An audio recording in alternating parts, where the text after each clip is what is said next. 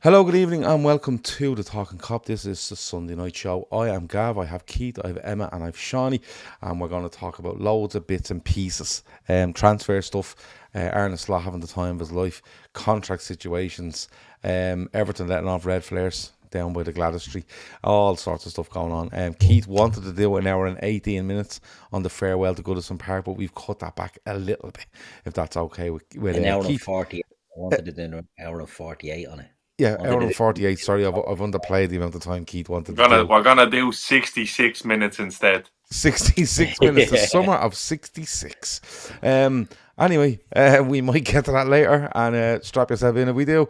But Emma, I'm going to come to you first, straight in, no messing. Jeremy Frimpong, I don't think I've got any of your thoughts on this during the week. So, Jeremy Frimpong, Paul Joyce has spoken and said that he has completed or is due or has completed first part of his medical. We should expect I would say an announcement on this in the next 48 to 72 hours, to be fair. Emma, are you happy with it? And is it the first of a few or many, in your opinion? Um, yeah, look, I'm happy with Mouse signings. Let's see how he goes. He's an exciting player. He's really, really good going forward. I want to say people have question marks over whether he's good at defending, or how good he is at defending. Um, but I expected us to. Well, look, we're going to have Bradley, who's slightly more defensive minded. I think with the likes of Kerkez being in the pipeline as well, that I thought we were probably going to move away from the two wing backs or full backs bombing on. But look, he has a Scouse accent. He can do a Scouse accent. His mates are there. So, yeah, I'm excited. Homegrown as well, which is probably important with the likes of Trent and Kelleher likely to leave as well. And he's been somebody that's been on our radar. I think he was on our radar last summer as well. So and the price as well. What's it, 30 million 30 pound million, yeah. or 30 million? Yeah, is right at probably right on that sweet spot. That they like to spend on as well. And I think he's only 24. Is he 24 if I'm not Yeah. mistaken? Which is again, if you listen to that Ian Graham interview the other day, is right on the sweet spot for them there. But he's an exciting player. Um, yeah, I'm looking forward to him coming in. I honestly thought that we were going to go back for Hertroide in terms of more defensive minded, but he's probably looking at Bradley and thinking that he's going to be the more defensive minded of the two. If we get Kerkez, you probably have Robbo will be more defensively minded than Kerkez. So does he play both of them at the same time, or does he say, right, we're going to be attacking on the right hand side this week. Next week we'll be attacking on the left hand and mix it up a bit, or horses for courses. But he's one that's wanted by a few, so it's great to get the first one over the line. Keith, the timing of it, I don't know if it's coincidence or it's something Liverpool have deliberately done because, Trent Alexander-Arnold is leaving the football club. We've all been talking about him leaving for a long time and what replacement, what type of replacement, when will we get a replacement? The season's not even over yet, and we have. I'm not saying a direct replacement, but we're bringing in a right back, slash wing back, whatever you want to call him. We're bringing him in before the season even ends. Deliberate for you? Are you happy with it? Yeah, I'm delighted with it, to be honest. The way I would look at this is wait and see, because everybody's, and even in the chat there, a few people are questioning Frimpong. We don't know what, if Arnie Slot wants him, he has a plan for him, he has an idea for what he wants him to do and how he wants to play. And it may be that we are going back to the more swashbuckling fullback approach that Jurgen Klopp did have earlier on in his career when Robbo had the legs. And, that could be something that he wants to do, pin teams in with an attacking left back and an attacking right back. It'll be interesting to see what Frimpong does because, as we all know, he plays sort of right wing for the Netherlands, and in Leverkusen they play 3-4-3, so he's got a lot of freedom on that right side. And I see a lot of people saying he can't defend, and look, it's not as strong as Sue, but fullbacks aren't really defenders these days. Do you know what I mean? And it's a ridiculous statement in itself, but there's so much onus and emphasis on attack and play for fullbacks that if they can't defend, right, you have to solve that problem somewhere else or somehow else. And look, we've seen Konate having to deal with for Trent over the last couple of years, having to cover channels and nearly do the work of two defenders. And while that's not ideal, I've said this before, and I'm not looking to dig Trent out for the whole thing or anything, but what frustrated me with Trent was when he'd lose the ball and not track back, and leave them gaping holes and leave us exposed. Where Frimpong, if nothing else, has recovery pace. He's one of the fastest players in the world. You'd expect that he'd be able to get back, but it will be interesting to see how he's played. Don't look at what Salah done with Trent or what Liverpool played with Trent or the way Frimpong plays with Holland or the way Frimpong plays with Leverkusen. This will be Slot getting his hands on him. And we've seen with other players that Slot will no doubt have a plan for how he wants him to play and how he will get the best out of him. And it will be interesting to see what that is. I think it will. I think Liverpool are going to go for the juggler next season and are going to be just putting teams, trying to pin them in very early on from the season, and we'll be playing with the likes of Frimpong to just attack. So it'll be interesting. As I said, it's not about what he's been up to now. Let's see what happens. Like Ryan Gravenberch, we didn't think he would have transformed into the player he was. Slot found a solution, done it with him. Let's see what he does with Frimpong. But I'm excited, and it's a great price. As you said, 35 million is our sweet spot, and we get so many of these right, and I expect this will be another one. Shawnee, just on him, I think everyone's happy with the 30 million. We had to put money into the right back position, and I think 30 million is probably a fair price in today's market, regardless of what way you want to go. Even if that's a guy you think as an understudy to, if you were signing a really young right back as an understudy to Conor Bradley, who's still young and signed a new deal this week, by the way, you'd be probably looking in the 20 to 30 million bracket anyway for a really up and coming fullback. But we had to put money in there. We've put money in there, but just the emphasis on what way we're going to play, because look, we can all have issues over Trent, and I'm sure we're going to get into it later because there's loads of people in the chat going on about him, right? But Trent's an unbelievable footballer. He's a fella that can get you forward. He can start moves. He can just get you on the front foot and with his passing ability and his vision and stuff like that. These two feel to me like it's a change in emphasis on what we're going to do down this right hand side. It feels a bit like we're going to try overload, and whether that's outside or inside, they're real direct runners. These two, really good recovery pace for both of them, I think. And it's just, I think we're going to see something different from Liverpool. Is that something you're looking forward to? Because we are going to miss Trent and what he does. There's no doubt about that. But this feels like a direct running, trying to overpower sides with just pace and power. The first thing I'll say is I think you are probably not giving Arne Slot as much credit as he deserves, to be honest with you, because I've seen games this season where we've played 3 or 4 different systems. That's the God honest truth, where he's changed things. And we've seen how liable he is to just change things during the game. One thing I will say is I think I've said it. I don't know whether I've said it on shows, but I've definitely said it in chats. A lot of the time, I know this year has been control football, this, that, and the other, and we've won games. There's been games though where I felt like we severely lacked pace this year. I feel like this Liverpool team at the moment lacks pace. Gakpo's quick, Diaz is quick-ish, Jota, Nunes, whatever. Like, you can be quick without having any substance, and calling a spade. Mo is not as quick as he once was. So I feel that, like, in this summer, one thing I did think we needed, definitely in an attacking capacity, was pace, and then certainly in a defensive one as well.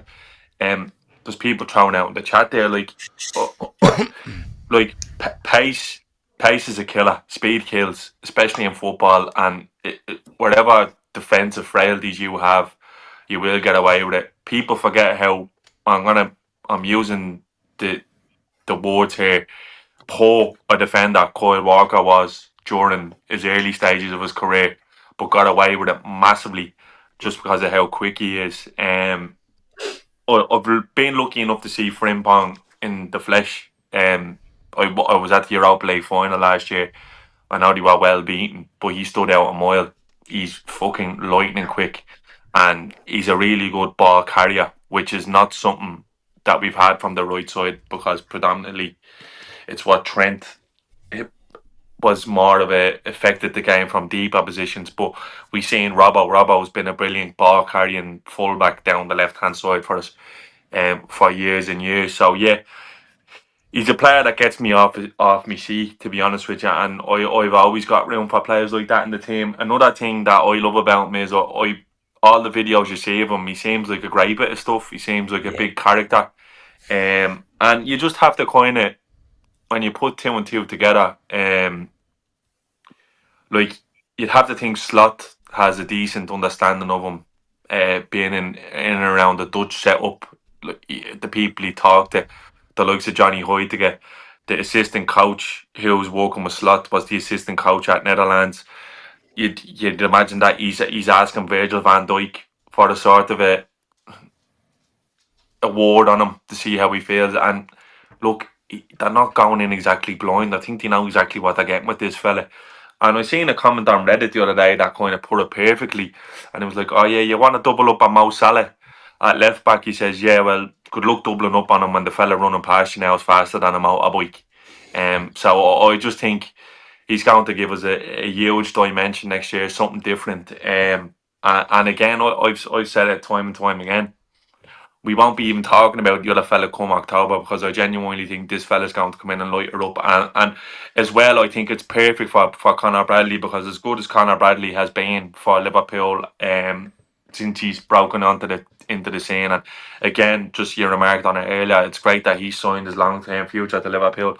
I still feel like he has an awful lot to learn, and I think the best thing for Conor Bradley to be next year at Liverpool is someone who's not playing with the pressure of having to be on it every single week in every single competition. The new trend, always match them. It gives us it gives us good balance there, like between European aways and cup games now. That it's a very, very, very solid right back core that we have. It's probably stronger than it is this year. So yeah, I'm absolutely chuffed with it. I think it's a really good start to the window. I don't think people should be deep in it too much, thinking this, that, and the other. Can you defend this, that, and the other? Look, as a right back in the Liverpool team, you're not going to have to defend an awful lot. One key facet to where play this year is how quick we get back around in transition in terms of putting players behind the ball when we give it away. And I'm telling you, there's not going to be much fellas much quicker than this fella getting back around. And again, touch wood, very durable, always available.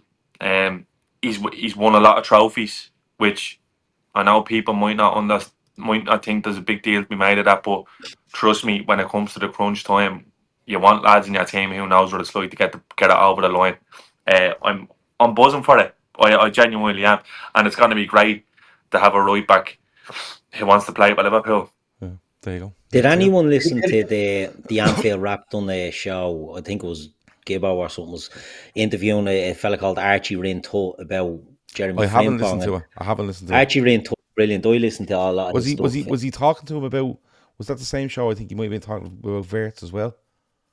I don't know. He done one with your man Christian Fox. Yes, FCF or whatever. And it mightn't have been Gibbo. It was one of the lads on the Anfield Wrap. It could have been Josh or one of them. And they were talking to him, and it came across. He was talking about Frimpong, and he highlighted that he wasn't talking about him as a player. He said, as a person, he's amazing.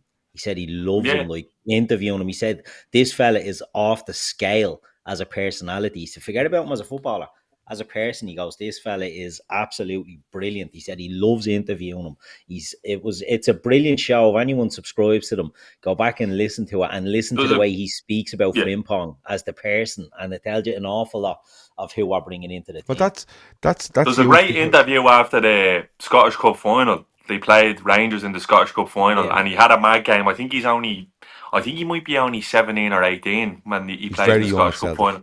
Yeah, he gives away a penalty and gets sent off in the Scottish Cup final, and they end up winning it anyway. And like, it's a perfect example of a lad who probably hadn't had much media training at the time, and it would literally be like one of us for getting interviewed after winning a trophy for Liverpool. And again, maybe not me now, because but maybe one of you is three. But it's brilliant, and like I said, like I know the dickhead test and all. For me, that's huge for me. He seems like a fucking great bit of stuff, and looks like a lad who'll be great to have around the dressing room. And for me, that's as important as the football stuff. It gets massively overlooked, and it's just fucking brilliant to have a dressing room full of characters, and I think him going in there is brilliant. Yeah, it's funny because like you speak about the personality, and I was only watching a video the other day of I love the Liverpool training videos because I think they're great crack. But they were doing this, X's and O's or noughts and crosses, whatever you want to call it, sprints and doing the thing, and you could just see it from them. They're having the fucking time of their lives, and you watch other teams training videos, it's like boring. You know what I mean? These lads are seeing, and it's not, I don't think it's just because they won a league and they're having a great time. You see it throughout the season, the sort of that element of what they bring into training. They work hard, but they like to have a good time as well. And then they stitched down a slot up, which was fantastic as well, to be fair. For me on Frimpong, money-wise, absolutely fine. People thinking, and I don't think there's anybody out there thinking that, but if anyone is thinking, have they just looked at him and went for him? We know he's been assessing things for an awful long time, and I think he would have known the Trent situation for an awful long time. So I think they've looked and studied this and said, yeah, this is the man for us. The price, great, But my thing on this is I'd love to see games where,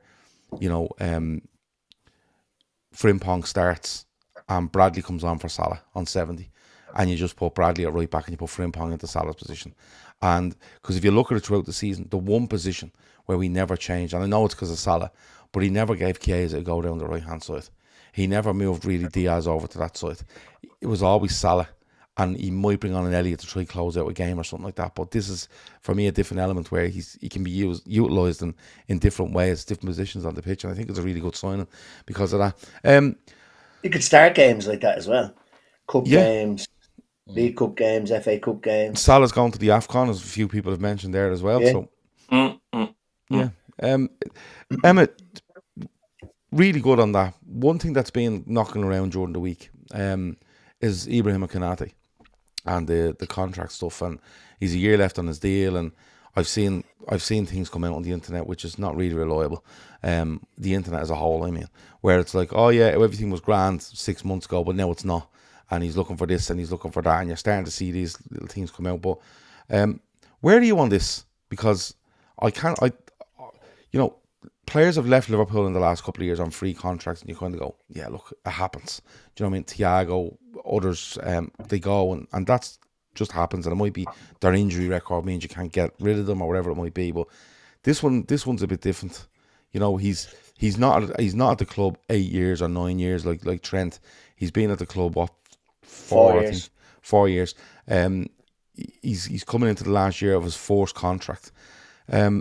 I've seen a lot of people saying, look, we need to sort this by the end of this window. We need to sort this probably halfway through this window, or we need to start looking at getting rid of this guy and selling him. You don't want to get rid of him, but you can't leave this guy running out to the end of the contract, not at the age he's at.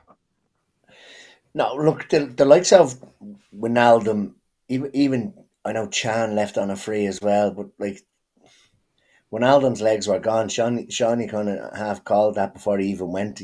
He said he's running on fumes and he's not really pulled up much in the way of trees since he's left. But Konate is, I think he's 24, 25. He's still has to come into his prime, and even the prime for a defender probably isn't 26 to 28. It's probably 28 to 30 maybe. But we're in a position now. His contract is up next summer, isn't it? Yeah. But we've spoken about Trent when people are putting in the comments and that saying, oh, should have just sold him last year. And you can't just sell him if he doesn't want to go. So if Real Madrid have got into his ear, same way as they've got into Trent's ear, what can we do? Yeah, no, I don't think Madrid. I think he'd be more likely to go to PSG. No, I don't think he will, to be honest with you. I think what's probably being weighed up now with the number crunchers at Liverpool is they probably want to see if this year was an anomaly in terms of the physical side with Konate compared to the others. Because, look, I think up until January, I think he's the best centre-back in the league. for me. He's our best centre back certainly, and that's not saying Virgil was no good. I just thought Konate was unbelievable in the first 6 months of the season. So I don't really. If he's looking for 200 grand a week, I'd give it to him. That's the God honest truth. If that's what led to believe. I don't know what it is. He's just not. I don't think he's a Madrid player. You see, Madrid are going for your man Hoyson. I think Madrid will be way more inclined to hold out and wait for Saliba. I'd imagine they're probably the one they're doing that with now. Saliba probably been found out a little bit without Gabriel beside him, but I don't know what it is. I think this one will get sorted. To be honest with you, I do. I don't think Konate is not he's not a trend. I don't think you in the same breath that I talk about Frimpong and the type of person he is. Konate is not a trend. I think he's another one who's a great bit of stuff. I don't know. I feel like he'd be kept around, but put it this way, I reckon if he's not signing a contract, you'll know before a ball is kicked this season. That's for sure. They won't allow it to happen again because I think you can probably level a few things at the hierarchy after the last summer window, but you can't really land the contract stuff on Hughes' door from last year because it's a problem he completely inherited. Like it's not a situation he created. I know people in the media are trying to frame it that way, but I don't think they're gonna get stung again because we know PSG's whole MO now at the moment is to bring all the best young French players back to Paris and have them playing there. So I'd imagine if there's no sort of advancement over the summer with Konate's deal, I definitely reckon he'd be sold and replaced in this window. But he could do what Emmett says. He could turn around and go, "Yeah, I'm okay." I don't know.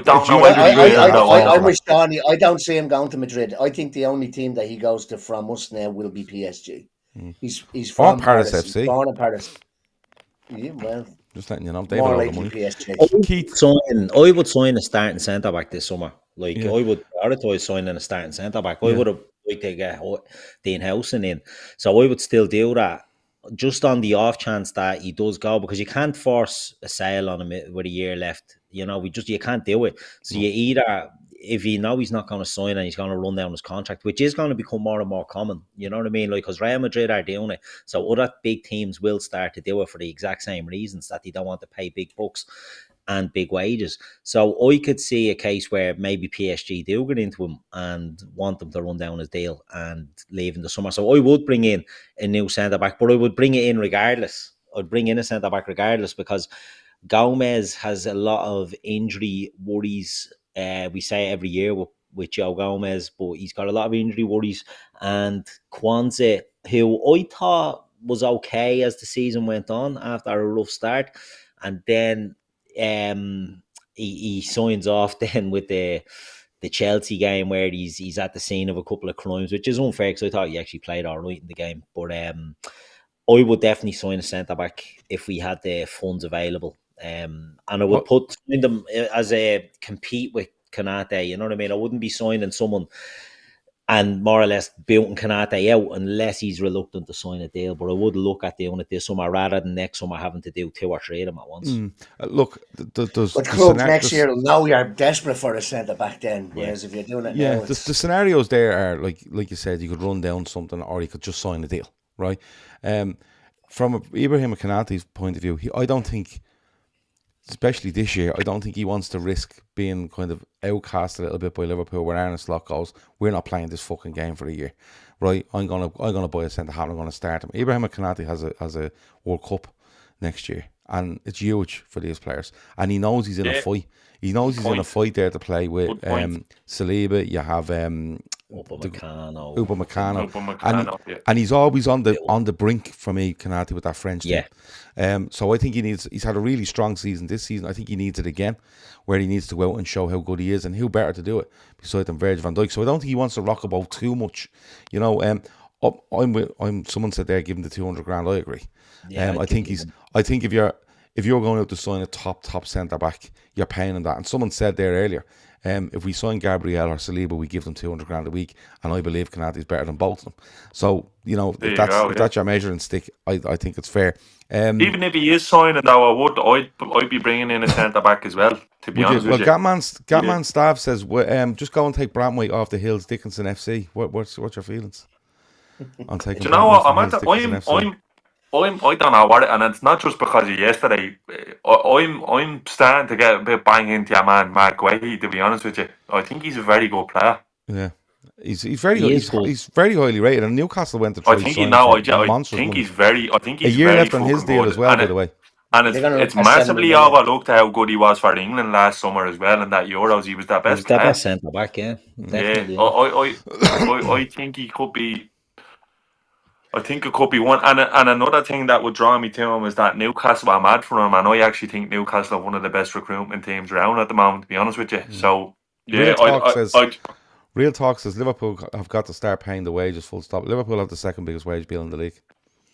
Rubbish. They have the second biggest wage bill in the league behind. And what we don't want is Liverpool just throwing mad wages at players, because that gets you into problems. We've seen the classic example is Manchester United when they were given 350 grand a week to players and 500 grand, and you had every Tom, Dick and Harry knocking on the door looking for a pay rise. So, you know, you have to be clever, and Liverpool do box clever in fairness, and sometimes it'll bite us, but 9 times out of 10, you know, we're a very successful club. Just on the Gray thing, you know, year left. Sam says he's a year left on his contract, and he's homegrown too. You see, I would go down the route of, if you're signing a centre back, I would sign someone that's going to play predominantly left side. I would go with a Gomez or a Kwanzaa behind Konate, and I'd put someone in Guehi that can go in, not behind Van Dijk, but Guehi can play both sides. He likes to play on the left, but can't play on the right. I think he'd be a really good signing. People say he's a bit small and stuff like that. I've never fucking heard someone come along and go, do you know what, Mark Guehi gets beaten in the air too much? Never fucking heard it. Never. No, he doesn't come across like Martinez, who looks small. Like, he looks like a small centre back. Yeah, he plays small. Yeah, it's more the price tag.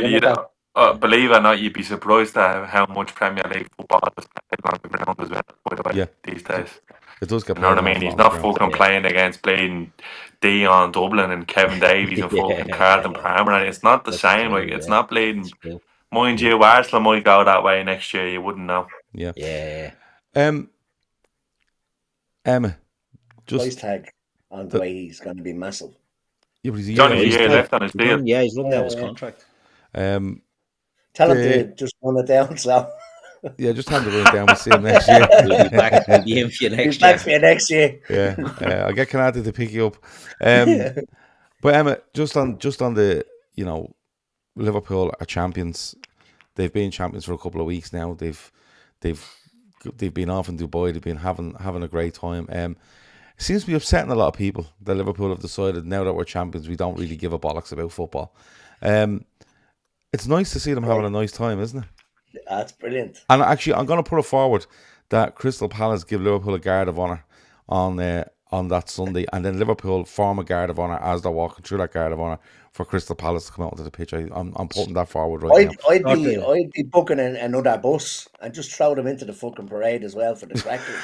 You want lads, you want the human centipede sort of guard of honour. What you can do is you go, lads, listen, I'm going to get a load of rooms, right, down in the Ibis, down at the Albert Dock, right, and I'm putting you all up there, and if you can meet us around at the start of the parade, we're getting a second bus, and one of the lads had to paint the purple. Do you want to go in on it? What's the story? And they go, yeah, sound. So there we could have a double celebration. I'm with that. But anyway, Emma, it's good to see them having a good time. They deserve it. Yeah, and if anyone else is upset, 100%. Fuck them.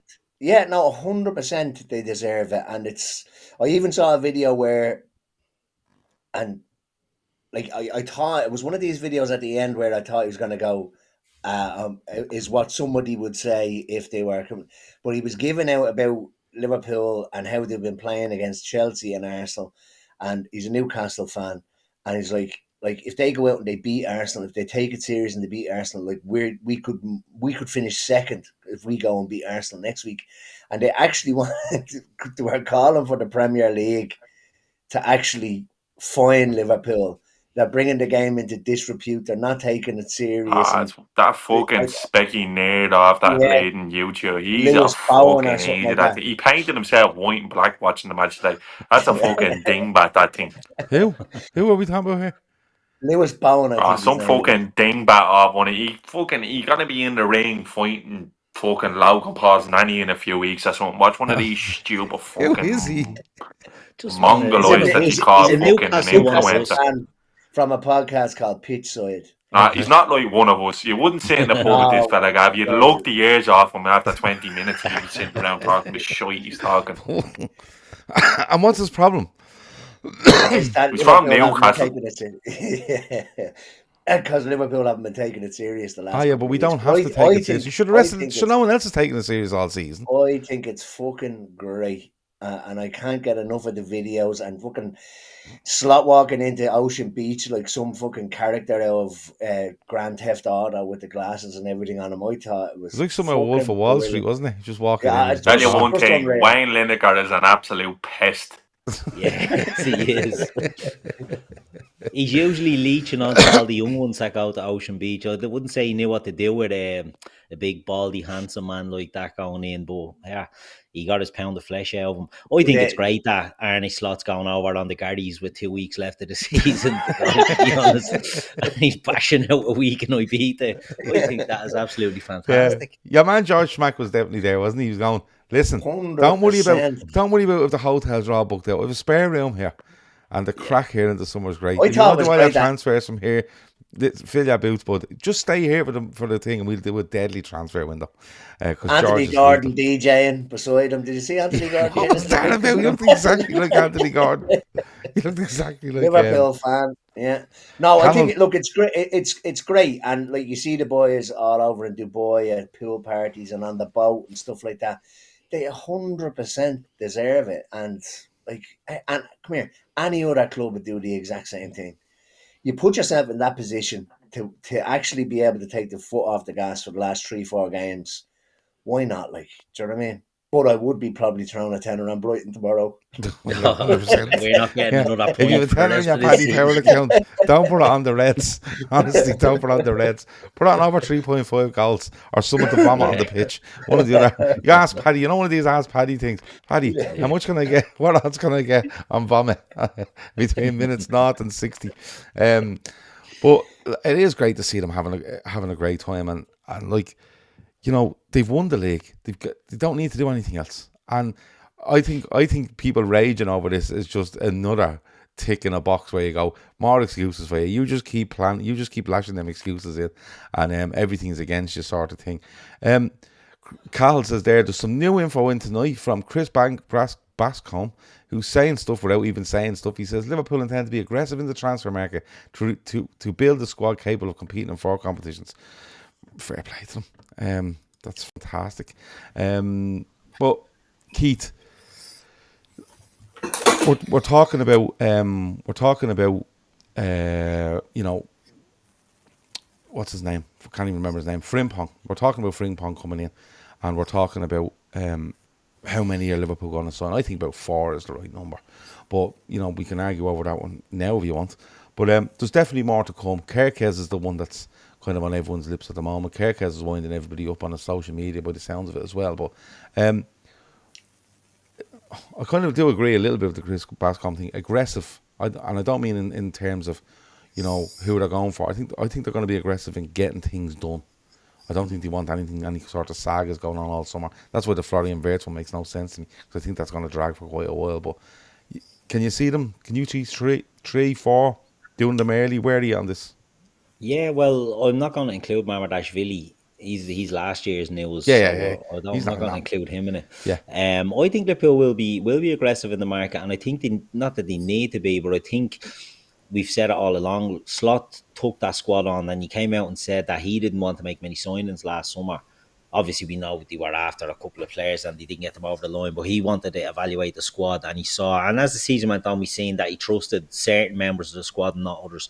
So I would imagine there will be upgrades. Like I said, the defence, Kerkez is liking every bleeding post on Twitter about, you know, Liverpool looking for a left back or looking to sign him, you know. So I think he's one that looks like it could happen. But you're seeing a lot of the names that are being linked. I mean, Wirtz is fantasy stuff, but the thing with Wirtz is it hasn't been poo-pooed by the usuals.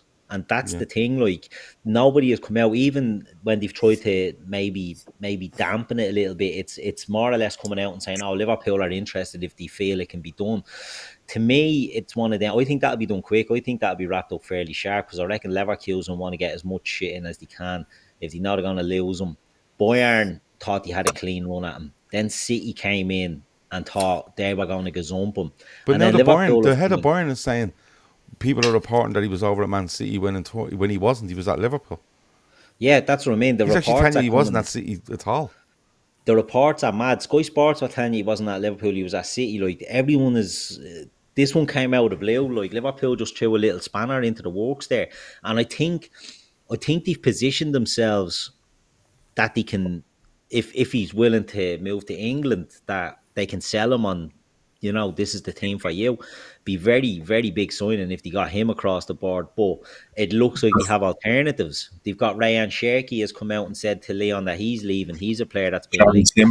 Javi Simmons is another one yet that they've been linked. So that looks like it's a position. Javi Simmons thing, though, Wirtz tweeted tonight wishing Frimpong luck on his next chapter. Well, the thing is, I think he wants a Harvey Elliott with pace. Yeah, though you hit the nail on the head, Shawnee. We don't have pace, and I think they're going to look for as much pace. He wants a Harvey Elliott with pace. Like, the thing with the Wirtz thing by me is, like, I was kind of going, like, you've seen the conflicting reports about who he was there with, but it turns out now that he was actually in AXA last week. Met Hughes and Edwards, and he was with his mother and his father. His father's his agent. Yeah. Now, it stinks to me, is the age-old tale of a club in Germany trying to use clubs with enough power to sign a player to get Bayern out of bed, but it looks like Bayern don't actually have the poke to get him. Bayern haven't got enough. Bayern are probably at capacity with the 100 million thing as well. And again, the thing that doesn't make much sense to me with Bayern signing him is, I think they probably have the only young fella in the world who's better than him in that position. Well, they want to pair the two of them together, don't they? They want to put the two of them in there behind the striker. You wouldn't be like, you could obviously just turn around and say, look, we're talking to Liverpool without having to travel over and get the boards and the bays off Liverpool.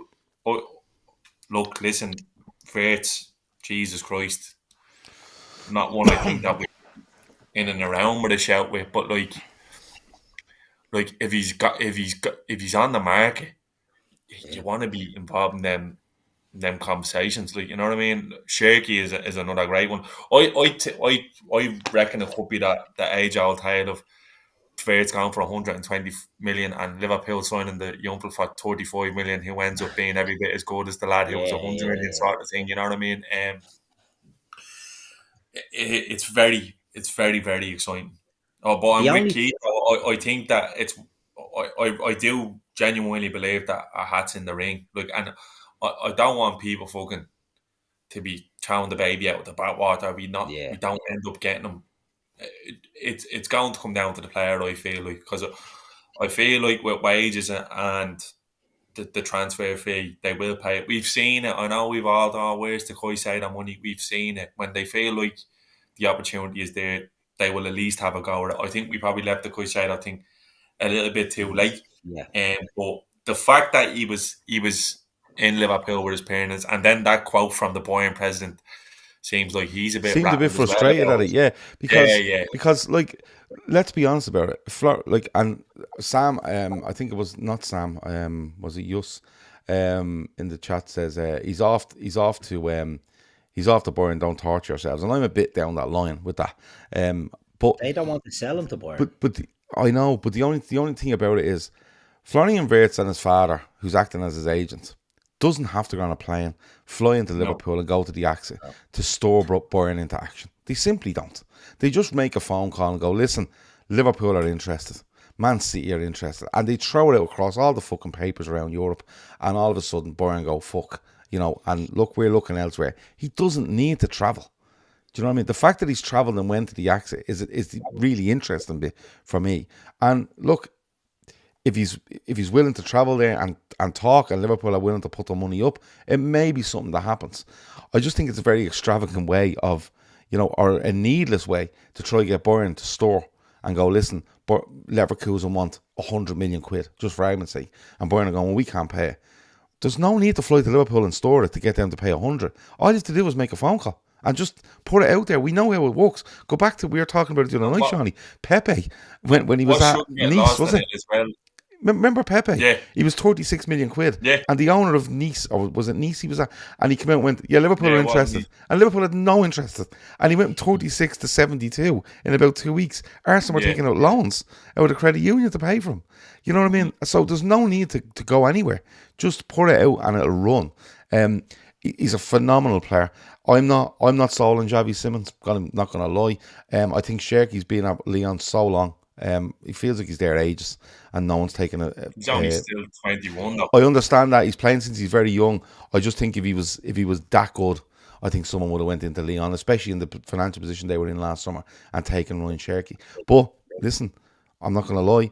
If Arne Slot wants Ryan Cherki or Xavi Simons, I'm not going to sit here and go, yeah, you're a fucking idiot. He knows way more than I do. It's just Simons for me. I said it the other night on one of the shows. Looks amazing at times, and then sometimes I'm watching games and I'm like, where is he? You know what I mean? But he's so much fucking talent, he really has. And he's fast as well. We will have an orange away, James, if we sign any more fucking Dutch players. Well, the only thing is, if we keep bringing in the Dutch lads, we might get Ronald Koeman to switch on the Christmas lights in Liverpool, and I think that's all we should be in it for. But Shawnee, with regards to numbers, Frimpong, Are you at 3, 4, 5 players? Where are you at the minute? Because his names are going to flow here, and if Liverpool are going to be aggressive, the signings might flow as well. Yeah, I think I'd love someone to go in and fucking give poor Ryan Gravenberch a rest. Someone who Slot trusts to play in that position. Now, whether I know Bajcetic has had a very strong second half of the season, and he's been absolutely excellent in Spain. Even a couple of games that I managed to get, because I do watch a bit of La Liga, and he was good when I've seen him. And then they're all going on about him. There's talk that actually Barca will want him in the upcoming window. If we don't, so I think he might get a run there. I don't know why he didn't probably play as much last year in pre-season, and maybe it was a fitness thing. I'd love to see someone go in there. Obviously, I feel like fucking Kerkez now at the moment is the worst kept secret in football. Who are you putting in there beside Gravenberch as a matter of interest? Well, obviously, if you could give me one, I'd love Adam Wharton. I think he's left-footed as well. I think he's fucking class. That's the guy. I know he had a long-standing injury. I think he's a fucking brilliant footballer. He's back quite a while from that though now, isn't he? Yeah, but he probably didn't play as much football as he probably should have after a breakout year last year. I still remember the game last year at Anfield against us in the run-in last year.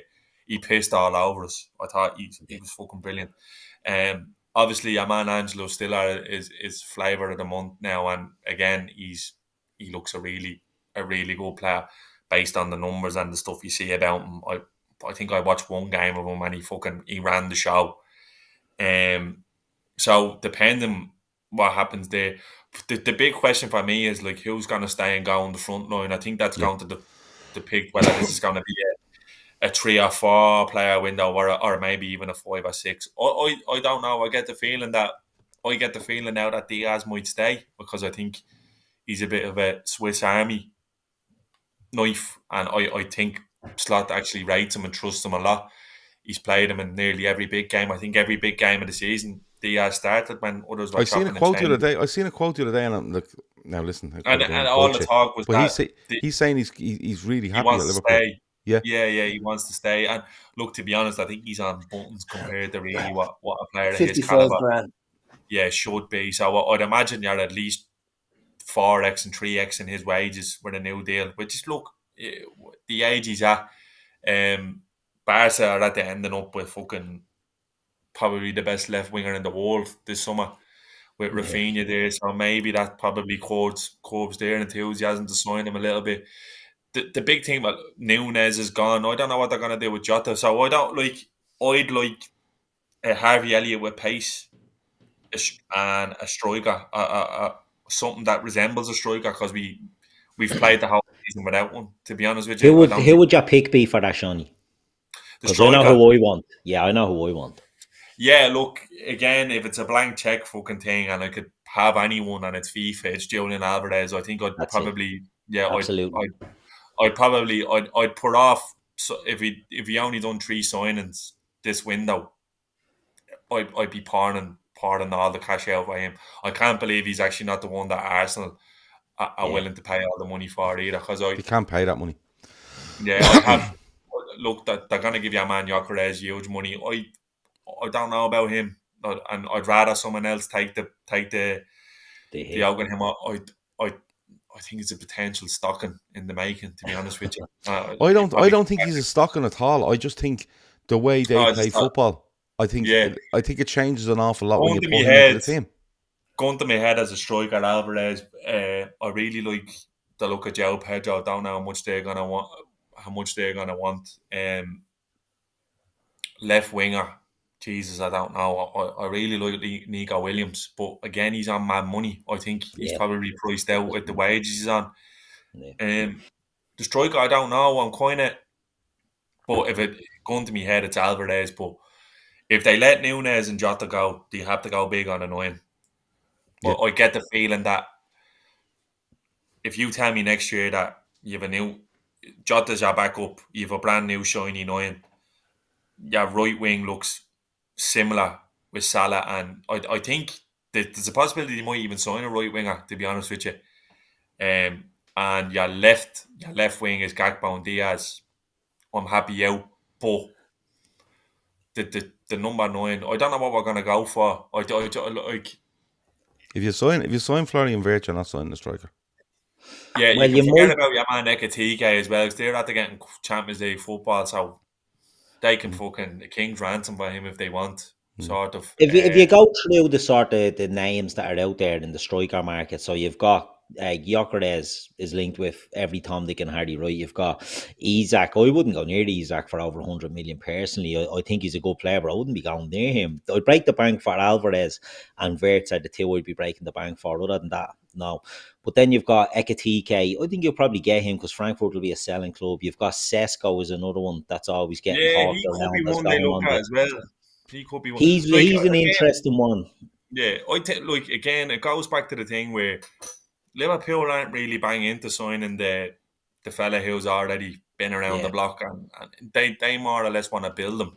And look, people might shake at it, but like, yeah, man, the lap for the money they're looking for, I think he's fucking brilliant. He's a 30 million boy. Yeah, I've said it a lot of times. I think he's fucking excellent. Any time I've seen him, he's been brilliant. He's definitely going to go somewhere this summer. He's definitely going to. Yeah, no, he is. I think he's a good player. You see, it all depends what you do. If you're say for argument's sake, I think Kia is a goals, right? But he's nearly a non-subject because like what's happened with him, right? But but the thing is, if you were to say to let go of Darwin Núñez and Diogo Jota, if you're going in for an Alvarez, I think the likes of your Jonathan Davids and stuff come into the reckoning because he's on a free, and they could pour their money into Alvarez and go, listen, we're not gonna go with a Gyökeres and a Delap, we're gonna go with an Alvarez and a David.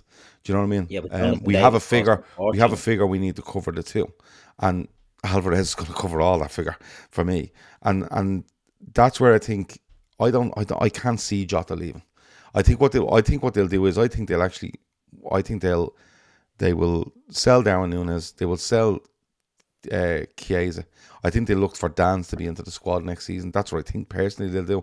And then the money they get from Chiesa and Nunes, which I think would be around the 85 million if the Saudi stuff is true on Darwin Nunes, I think they'll pile that onto one player. That's what I think they'll do. But I wouldn't be against someone, if you said to me you were going to do Gyökeres or somebody at 60 and the lap at 30 and you're letting these two go, I'm not against that. But I think they have a figure, and that figure will either cover one or two. And if it has to cover two, you'll probably see the likes of Jonathan David or someone along them lines. Emma, you know, I think everyone thinks left back, everyone thinks striker. You can give me your names if you want. I think if you do right back, you do left back. I think you do a forward. And then I think you either do a midfielder or a defender. That's where I am on it. Maybe they do five, but what's your numbers like? What's the names you like to look at? I think four is your... I don't think it ever works out well if you're kind of bringing in any more than four in terms of settling in. So we've got one in Frimpong. Kerkez looks like it's done. I would be looking at bringing in a centre half because, like, yes, he signed a new deal, but you need somebody that I feel you're going to need somebody that's going to be the heir apparent to Van Dijk, and you need to maybe get them in now. Probably young, up and coming. I don't have any names for you. I have one for you. Okay. Young may here tried it because he can play right back, centre back, or defensive midfield, and he's played for slot. So maybe they are still looking at him to do a sort of Swiss Army job. Yeah, and that covers the midfield as well. Is he not more of a right back than a centre half? Oh yeah, played he is. A little bit at centre back. He's played plenty at centre back and that defensive midfield. Like, but, and he was in Liverpool getting sized up for a suit, wasn't he? So what's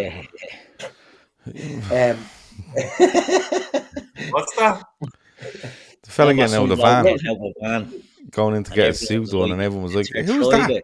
And I was like, they just named every black player in the world. People are mad, aren't they? Yeah, people are mad. Yeah. Just a fella getting out of the van. I'm all for it. I would be all in on Alvarez as well. I think Nunes. Somebody was saying yesterday that Napoli were interested in him, but Napoli are going to want him for nothing with an option to pay for him, but to take him. Saudi want him. They're going to pay 70 million. The Italian clubs are scabby bastards. Saudi. If it's Saudi money, I would be. Somebody said there that Atletico are going to look for 160 million. They could as well. Yeah. They paid high, didn't they? They paid 92, like that, wasn't it? Yeah. But I would be going all out for Alvarez. I said it last week. I think City were a better team when he played and Haaland didn't. I think he's probably the ideal player for us in this kind of system that we will look to play. I don't think a big number 9. I like the lap. I'm not sure whether is he good enough with his feet for playing in there. I think he works really hard, and I think he's fucking strong. And I think he's better. I think he's a better footballer than people give him credit for. Right? Yeah. Like I wouldn't be if someone said to me tomorrow, City academy team now where they're all born and are up. Yeah, if someone said to me, Morgan Rogers, Cole Palmer, Frimpong, he spearheaded that team. Yeah, if someone said to me though, you're signing Gyökeres in the lap and replacing the other two, I take it. I don't want Gyökeres. I wouldn't want Gyökeres either. Do you know? No, he would be the least. I'd have Sesko ahead of him, and would you? Yeah, no, it's just a big numbers thing for me, Gav. You see, I think people. League is fucking. I get that, but I think when you look at him even at international level, he's a really good record at international level, right? And I think people, when they think of Gyökeres, they think of in their Arsenal side, how will he do? Arsenal for me play in a system where their centre forward is actually a midfielder, and they outnumber you, and then they start trying to play from there. I think if you put Gyökeres into the Arsenal team, he score goals, yeah, but I think he'll leave Arsenal more open and less possession, right? For me, if he's a finisher. Yeah, I'd have no problem with Gyökeres, but I'd like whoever's coming. You need two. He's also 29 or something, isn't he? 28, 29. Yeah, he's 27. Is he 28? Oh, well, then forget it. He's not. We're not signing him. I'll take everything back. And he was at Brighton. He was at Coventry. At this stage, I think he would have been snapped up from Coventry rather than having to go to Portugal and piss the Lads, goals whoever's out. going to sign and play for number 9 for this Liverpool team is going to have to be able to play football. Simple as that. Yeah.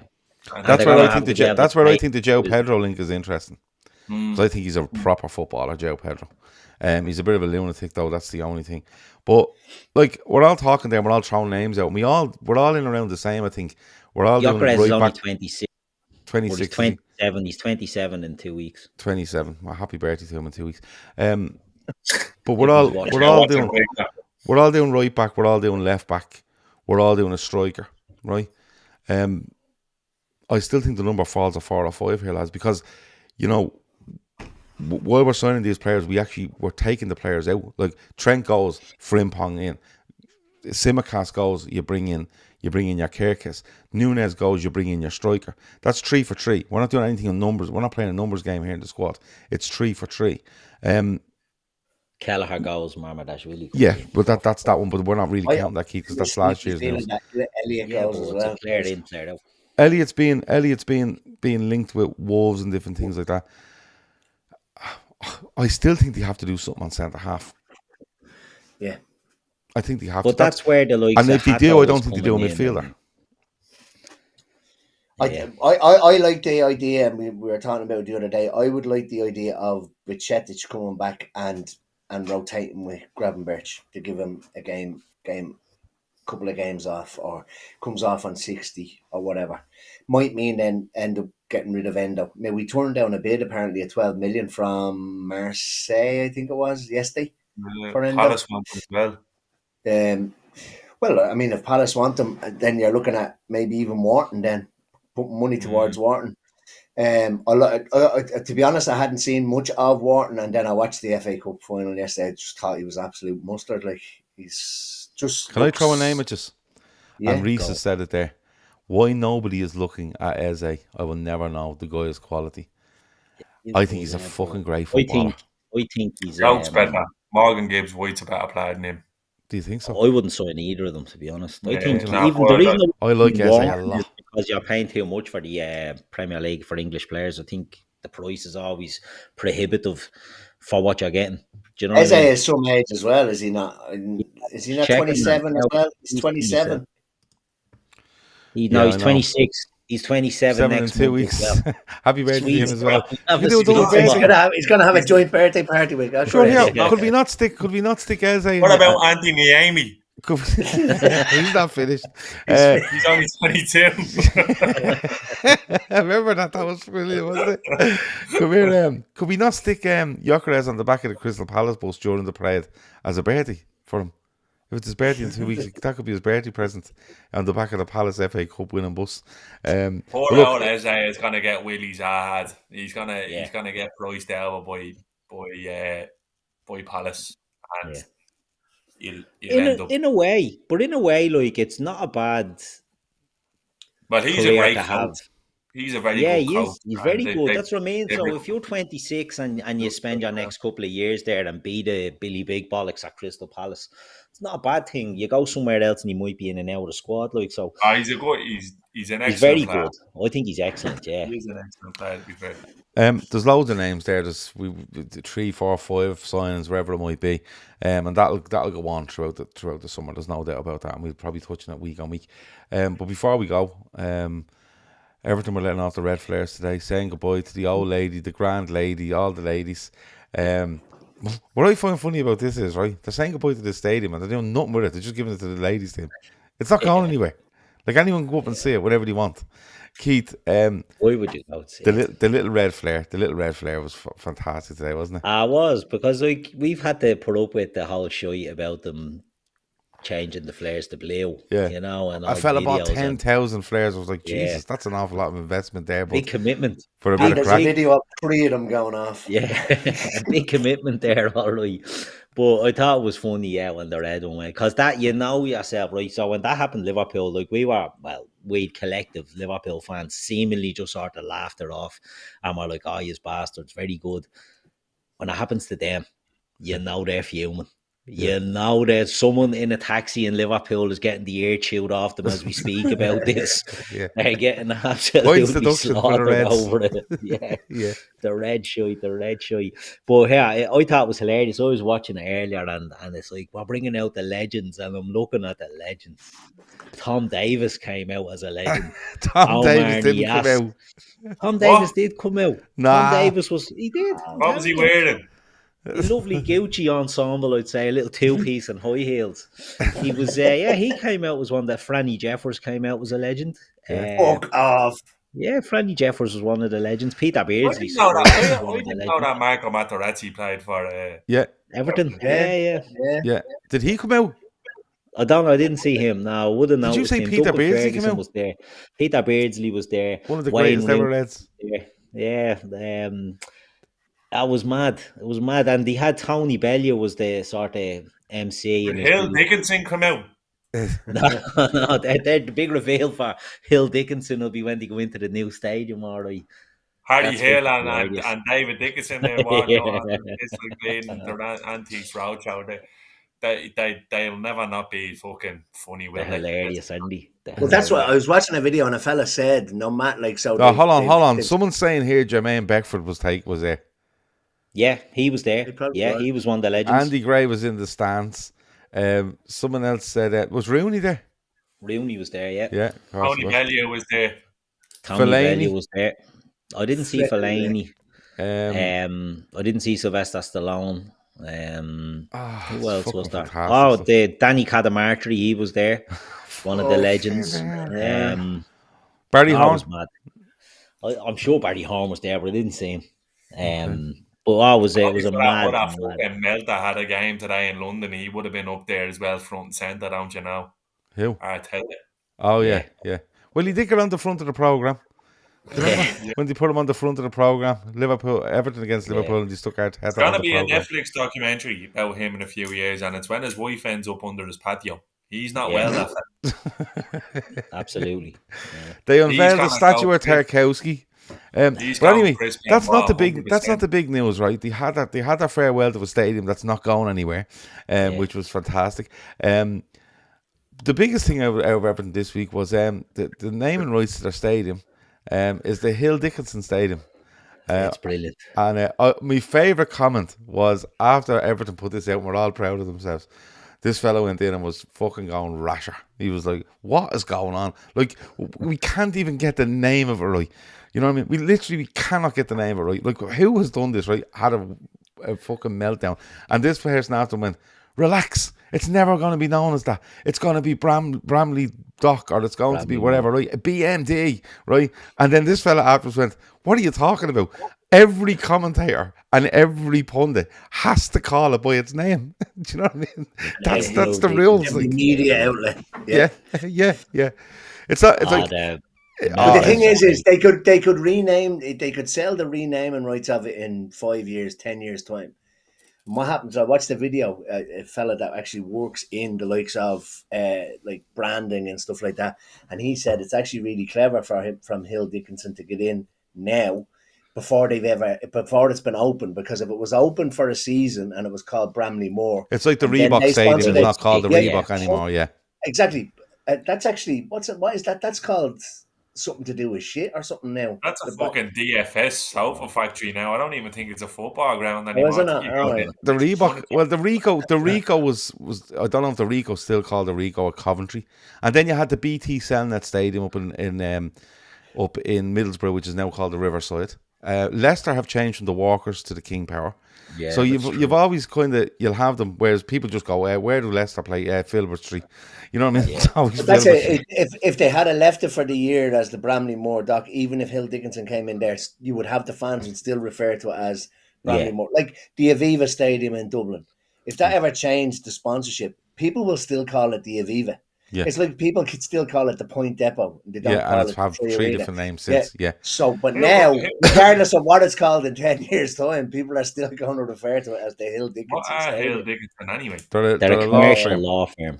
Yeah, they're supposedly do quite a bit in Liverpool or something, but that does not matter. Over 150 million a year.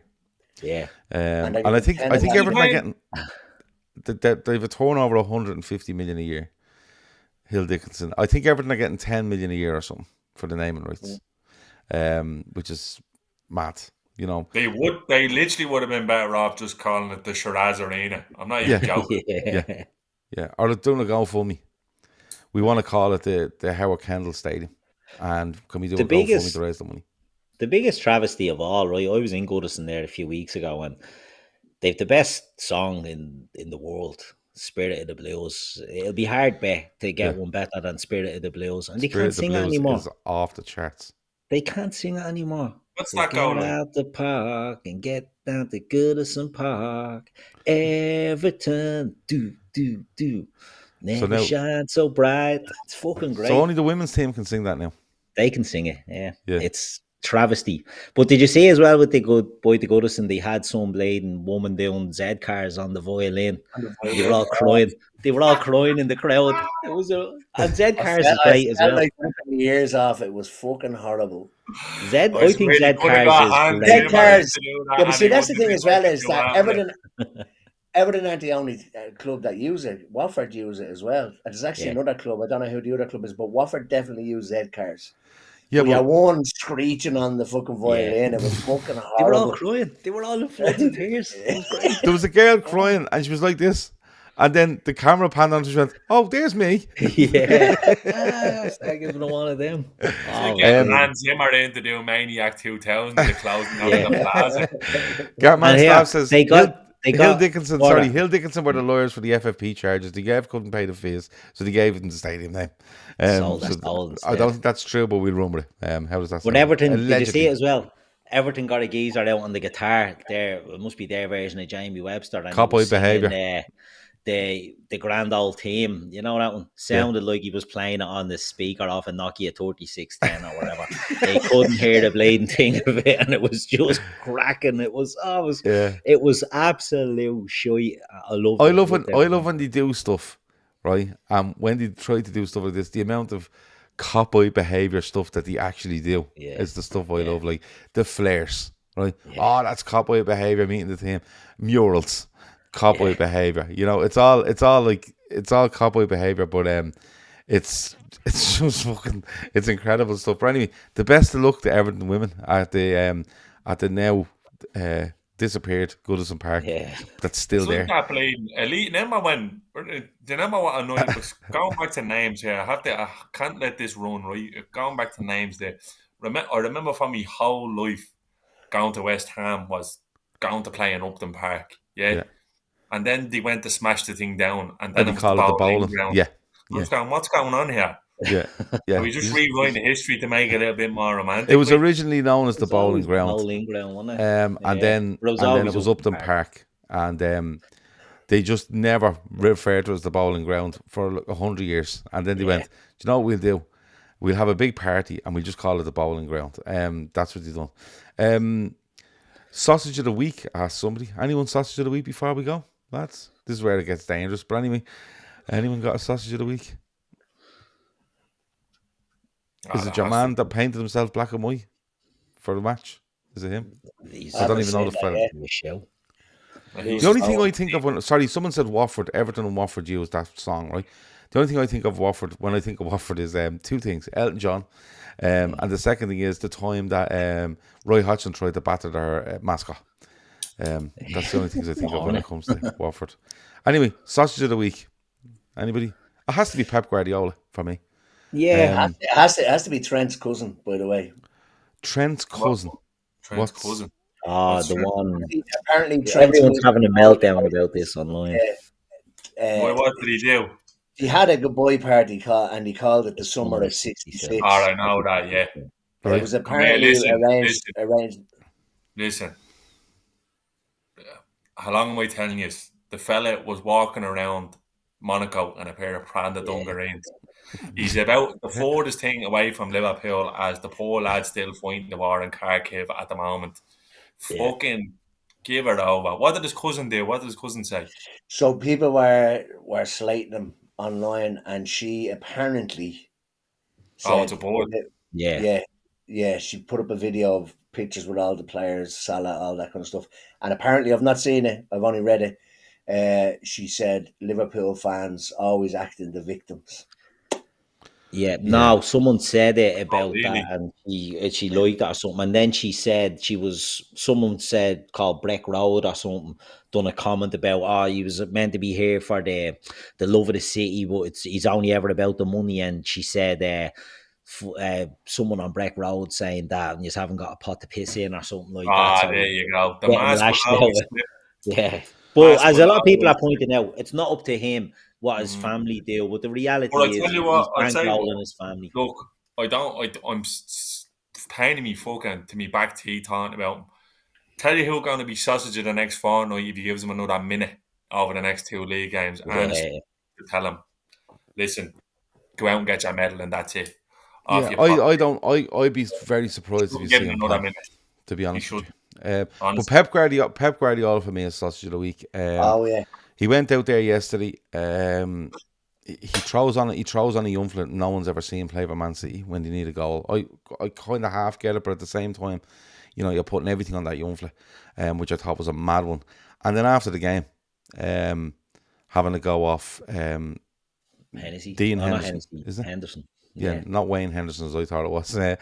Dean Henderson. And you know, for a fella that knows supposedly everything about the game, you know, he comes on and he starts having a go at the goalkeeper, who quickly tells him, "Listen, you had 10 minutes injury time and you still didn't score."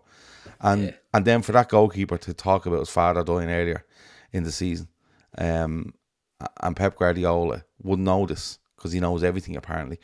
He's absolutely sausage of the week for me. The Trent stuff, listen, let it just go now. Just I know. just let it go. Just let him bleed go. You know, just let it go Yeah. and be done with it. But You know, he shouldn't play again. I wouldn't play him again. look, the players But he will. back That's him, the and thing, that's he will. fine. And they're having that party, and that's fine. And people are online, whatever they're doing. Just he's none of our business anymore. Whether you like him or don't like him, he's none of our business. But for me, it's Pep Guardiola because I think was he doing his little spitting thing? I didn't see him doing it. Was he doing his spitting thing? No doubt about it. No doubt. Can't not Absolute do it. ultra spitting going on yesterday. But what about Haaland not taking that penalty? I know it was sort of Butler. decided And beforehand. Guardiola said it was decided on the pitch. It wasn't decided Was beforehand. it? I Guardiola assumed said it was that was decided on the beforehand. pitch. Surprised your man Marmouche pulling rank or having the ability or the scope to pull rank on Haaland there. But Well, I think Haaland had missed three of his last 7 or something like that. Okay. So There's the shout there, Charles, the manager. Your man, Nate. Talk to me. What happened with the chat manager? It's your man who used to manage Southampton. What's his name? Nathan Jones, is it? Nate. Is that his name? Oh, he was a bit mad. Have a look at the Carry On album. So the Charlton get into a league. They must be in a playoff final or something, are they? Honestly, I'd say when he gets in from work, the wife rolls her eyes. Honestly, he's a fucking. Alejandro says that spitless spit is such a disturbing sight. Anyway, I'm sorry I ever seen it. It's coursed him. It's born into my head now. Whenever I see him doing it, it's weird. Yeah, I know you can't get away from it. It's a weird tick that he has. The first time I ever noticed him doing it is when he got sent off against us in the Champions League. Remember, he sent him up to the stand. Remember? Yeah. In the quarter final. Yeah. Nathan Jones. Yeah, I remember him at Southampton. Was he telling people he was like one of the best coaches in the world at the time or something? Well, I've just sent you the video there, so have a look. That'll answer you. Is it the real?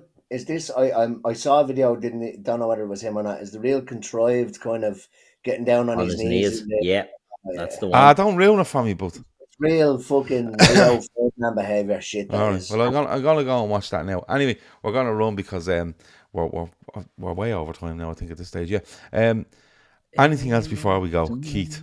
Any thoughts? No. Any feelings? No thoughts. No. Just exciting times for the Reds. You know, it's good to be alive. It's good to be part of this. Again, I think Liverpool are in a great position because City, to me, look like they've an awful lot of fucking work to do there. And I don't know what they'll do money-wise in the summer, but when you look at them, they look so far off with so many holes. And the players they brought in January that were supposed to fix them, with the exception of Marmouche, looks like they've just squandered 200 million.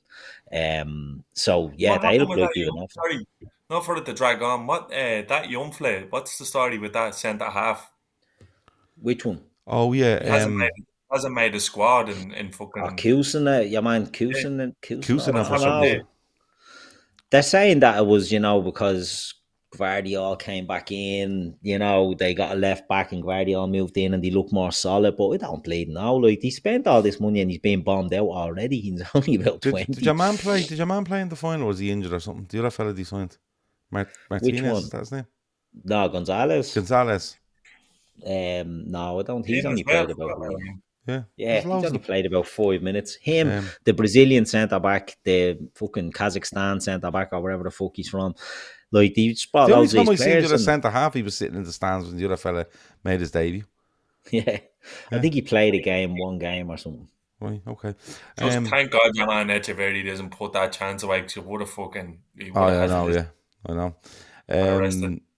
Dylan says one of these were Kuznov was on the bench. He's played 2 minutes in the last 9 games. There you go. Yeah. Emma, anything else before we go?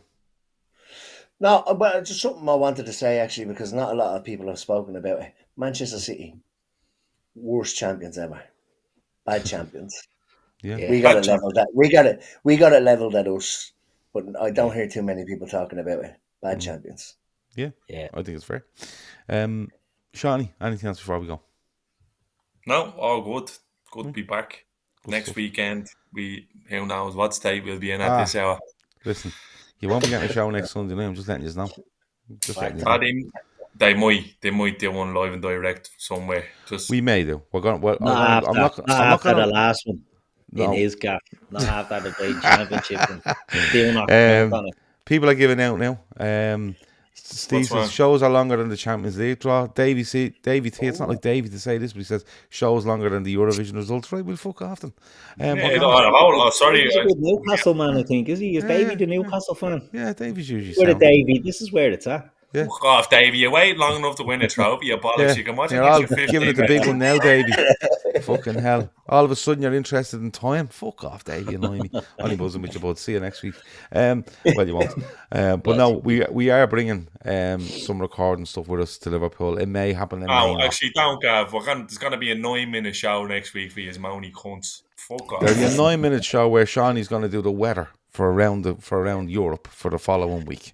How does that sound? That has been the Sunday Night Kop. I've been Gav. That's been Keith, Emma, and Shawnee. Thanks for liking, subscribing, commenting. If you fancy seeing more of this stuff, you'll see some free stuff during the week, of course. Check out our Patreon, patreon.com/Talkin Kop. That's been it. Talk to you in a bit. Over and out.